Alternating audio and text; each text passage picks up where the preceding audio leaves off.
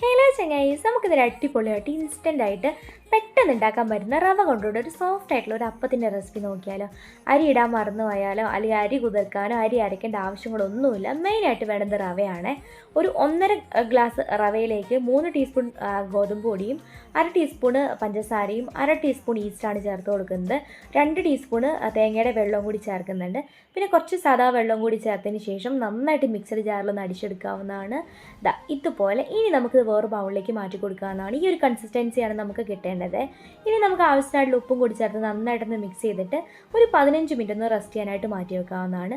15 minute കഴിഞ്ഞപ്പോൾ നന്നായിട്ട് പൊന്തി വന്നിട്ടുണ്ട്. ഇനി എല്ലാം കൂടി നന്നായിട്ടൊന്ന് ഇളക്കിയതിന് ശേഷം ഞാനിത് ദോശപ്പാനിലാണ് ഉണ്ടാക്കുന്നത് കേട്ടോ. മാവ് ആവശ്യമായിട്ടുള്ള ഒഴിച്ച് കൊടുത്തിട്ട് ഇതുപോലെ ഹോൾ വരുന്ന സമയത്ത് അടച്ച് വെച്ച് കുക്ക് ചെയ്തെടുത്ത് കഴിഞ്ഞാൽ നമ്മുടെ അടിപൊളി സോഫ്റ്റ് ആയിട്ടുള്ള ഇൻസ്റ്റൻറ്റ് റവ അപ്പം തയ്യാറാണ് കേട്ടോ. എല്ലാവരും ട്രൈ ചെയ്യണം. ഈസി ആയിട്ടുള്ളൊരു ബ്രേക്ക്ഫാസ്റ്റ് റെസിപ്പി കൂടിയാണ്. അപ്പോൾ വീഡിയോ ഇഷ്ടപ്പെട്ട ലൈക്ക് ചെയ്യാനും കമൻറ്റ് ചെയ്യാനും സബ്സ്ക്രൈബ് ചെയ്യാനും മറക്കരുത്.